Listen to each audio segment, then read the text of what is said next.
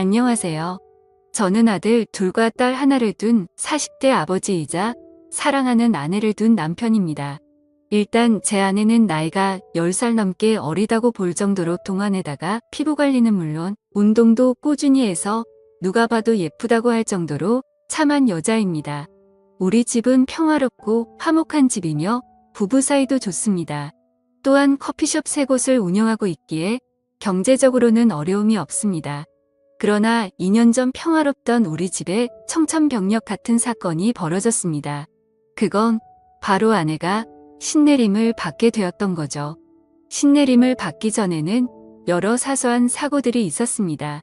막내가 아파트 내에서 인라인 스케이트를 타다가 차와 부딪히는 사고라든지 저 자신이 고속도로에서 운전을 하던 중 3중 추돌 사고를 당하는 등의 누구나라도 일어날 법한 그런 사건이 발생했었습니다. 또한 아파트 윗집에서는 물이 샌 적이 있어 집 천장을 수리하는 일도 있었던 거죠. 이는 흔한 사건은 아니었지만 살면서 언제든 일어날 수 있는 사건들이었습니다. 그런데 아내와 장모님은 이 모든 일이 아내가 신내림을 받지 않아서 발생한 것이라고 주장하더라고요. 처음에는 믿기 어려운 말에 대해 의심을 했지만 크고 작은 불운한 일들이 계속해서 일어나자 아내와 장모님이 불안한 마음에 점을 보러 다니고 있습니다. 예전에는 아내에게 동자신이 와서 누름 굿을 한 적이 있었는데 그때는 이미 지나간 일이어서 별 다른 신경을 쓰지 않았습니다. 그러나 이번에는 무당을 찾아간 아내와 장모님이 들은 얘기에는 소름이 끼쳤습니다.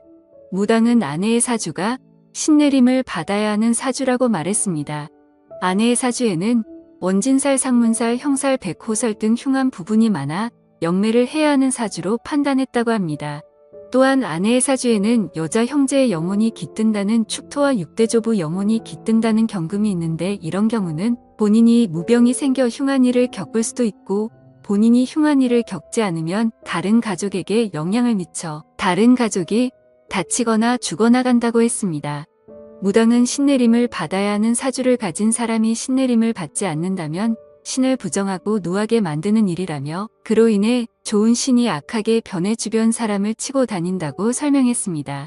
따라서 신내림을 받을 때까지 불운한 상황을 계속 당하게 되고 사람이 죽어나가는 것이라고 말했습니다. 우리가 몇 개월 사이에 이런 사고를 겪은 것도 다 이런 이유 때문이라며 끝까지 신내림을 받지 않고 버티면 이것은 단지 시작에 불과하며 앞으로 다가올 큰일을 감당할 수 없을 것이라고 강조했습니다. 그러나 신을 받아들이고 인정하면 현재의 가정이 깨지지 않고 신을 모시며 일상생활이 계속 가능하다고 말했습니다.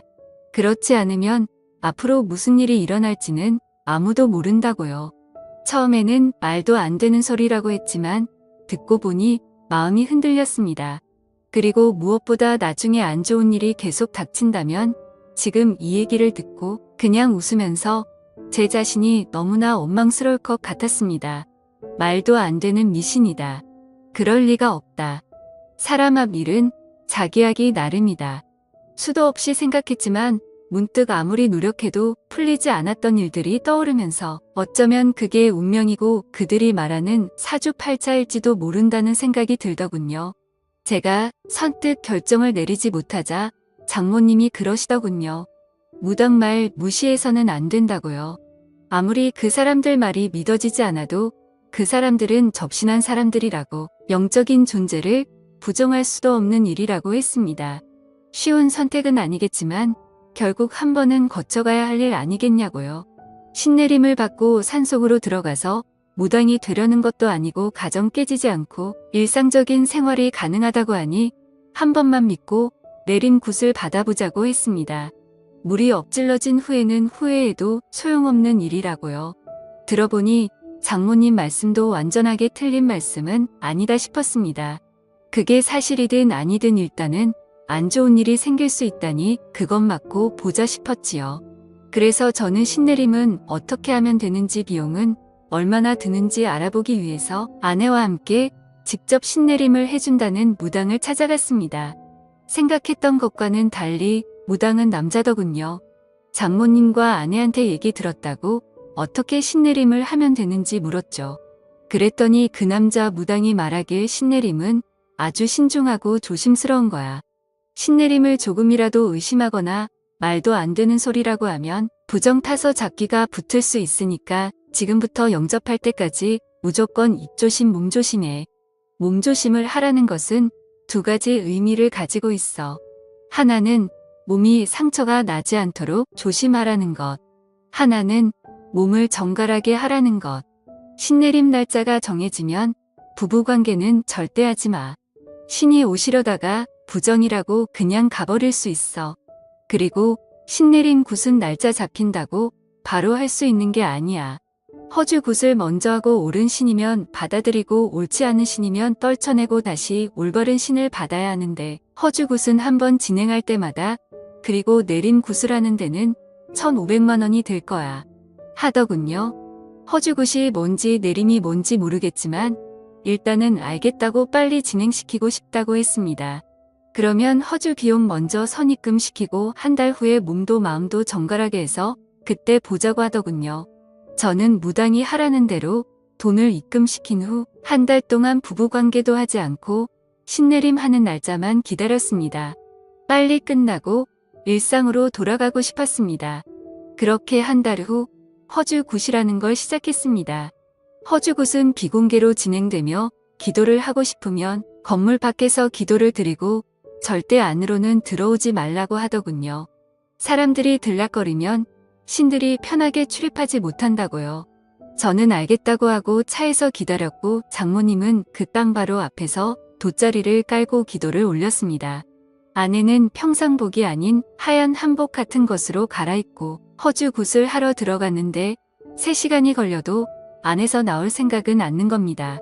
그래서 장모님한테 가서 왜 이렇게 안 나오냐고 원래 이렇게 오래 걸리는 거냐고 했죠. 그랬더니 그때 상황에 따라 다르지 않겠냐며 아무래도 일이 잘 안 풀리는 것 같다고 장모님은 더 열심히 기도를 올리셨습니다. 저는 도대체 저 안에서 무슨 일이 일어나는지 궁금했습니다. 어떤 때는 방울소리 같은 것이 요란하게 났다가 어떤 때는 주문을 외우는 듯한 소리가 들렸다가 또 갑자기 조용해지기도 하길래 그 안에 한번 들여다보려고 하다가 관뒀습니다. 혹시나 저 때문에 부정 탔다고 할까 봐서요. 저는 굿이 끝나기만을 기다리며 차에 앉아 있었죠. 그렇게 굿을 시작한 지 5시간쯤 지났을까? 아내가 기진 맥진한 듯 나오더군요. 그런데 그 무당이 아내한테 물을 뿌렸는지 아내가 물에 들어간 것인지 온몸이 흠뻑 젖어 있었고 아내 몸매는 보기 민망할 정도로 겉으로 드러나 있었습니다. 저는 아내가 그러고 있는 게 민망해서 왜 이렇게 옷이 젖어 있냐고 했더니 신이 잘 오지 않는다면서 그 무당이 계속 물을 뿌렸다고 하더군요. 그 또 참 별나게 한다 싶었습니다. 저는 일단 아내 보고 차에 들어가 있으라고 말하며 차로 보내고 그 남자 무당을 만나러 갔습니다. 어떻게 됐냐고 물었죠. 잘 끝났냐고요. 그랬더니 이 남자 무당이 혹시 오기 전에 부정 타는 짓 했냐고 묻더라고요. 저는 그런 적 없다고 말하자 오늘은 좋은 신이 오시지 않았다고 하더군요.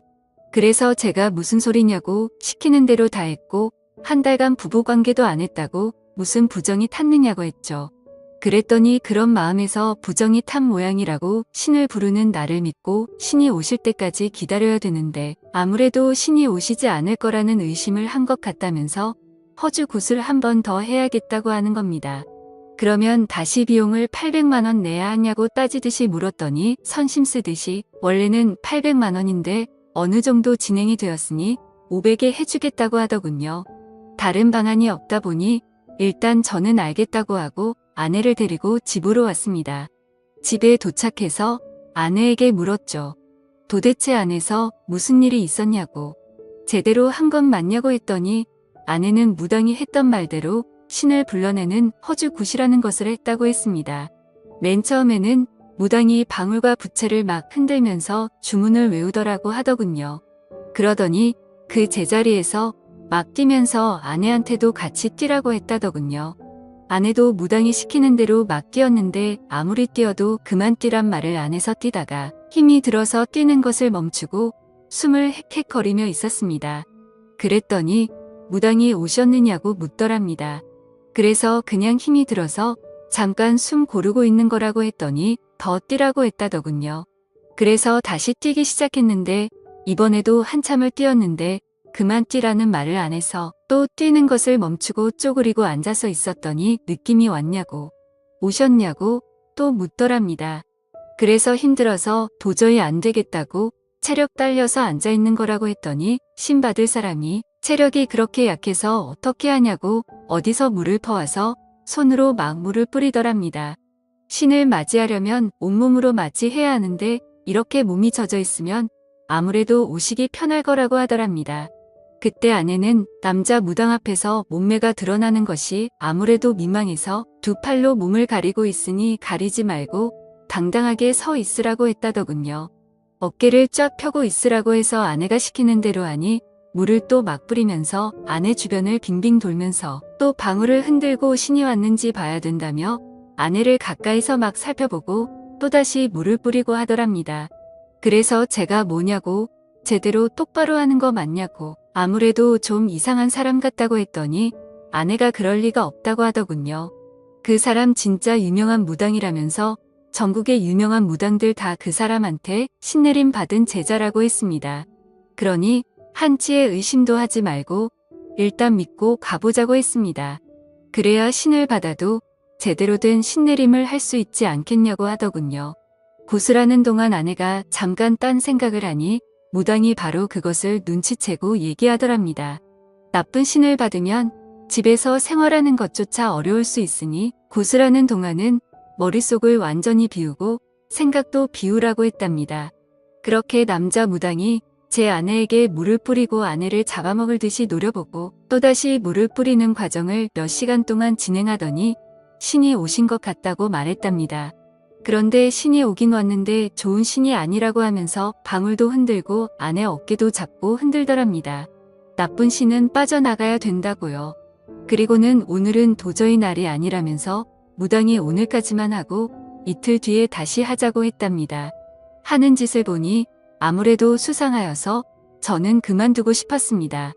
그래서 장모님을 찾아뵙고서 이 사람 좀 이상한 것 같다고 아무래도 그만해야 할 것 같다고 하니 이미 신이 한 번 왔기 때문에 여기서 그만두면 평생 지옥을 걷듯 고통스러운 길을 걷게 된다면서 절대로 그만두면 안 된다고 하시더군요.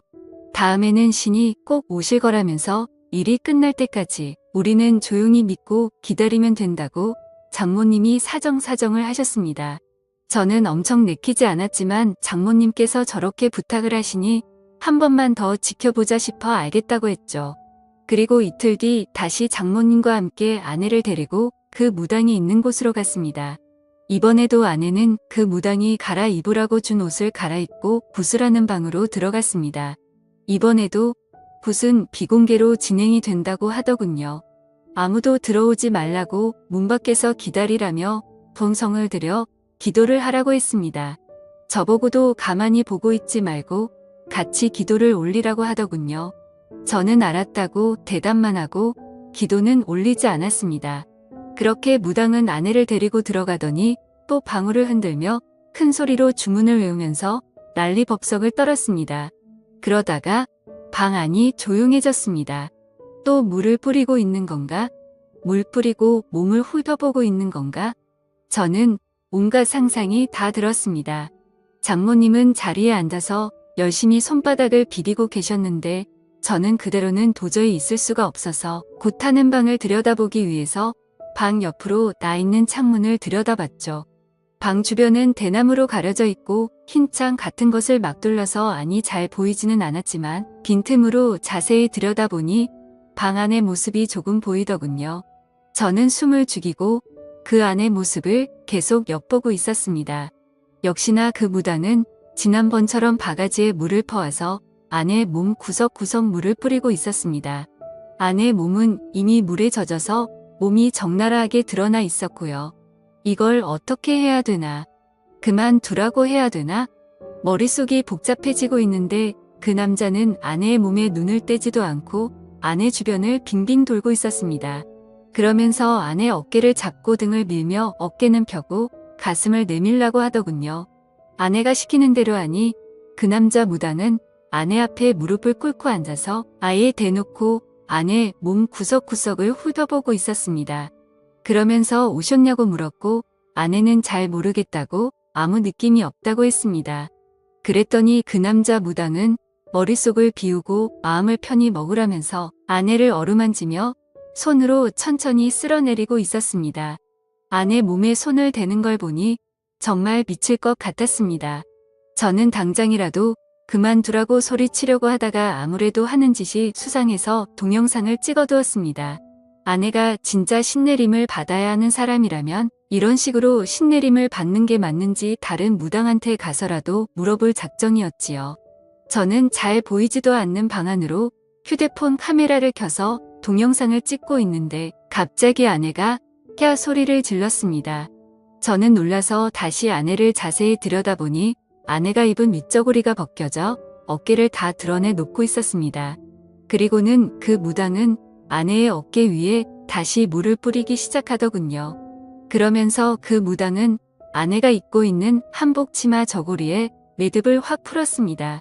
아내는 너무 놀라서 또 소리를 질렀고 동시에 치마는 흘러내려 버렸죠.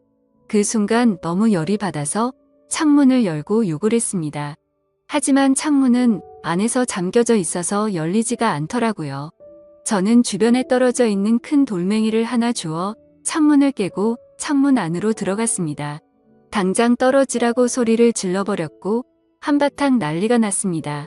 그리고 먼저 나간 아내도 장모님과 옥신각신하며 밖에서 울고 불고 난리가 났더군요.